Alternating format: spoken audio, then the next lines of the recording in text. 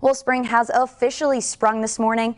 22 News Storm Team meteorologist Kelly Reardon explains what we're expecting for spring weather this year. Spring is officially here, starting on Saturday at 5:37 in the morning. For us here in Western Massachusetts, it's a big time for weather swings. A mix of warmer days with some cooler days here and there as winter slowly moves out. April is one of those months. To start, average highs regularly reach the low 50s, but by the end of an average April, highs finish off in the mid-60s. Long-term forecasts from April through June also forecast more mild weather than not. Right now, the forecast for the 3-month period predicts warmer than average temperatures and slightly above normal rainfall amounts.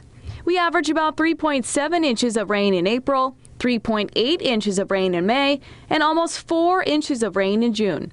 I'm 22 News Storm Team meteorologist Kelly Reardon.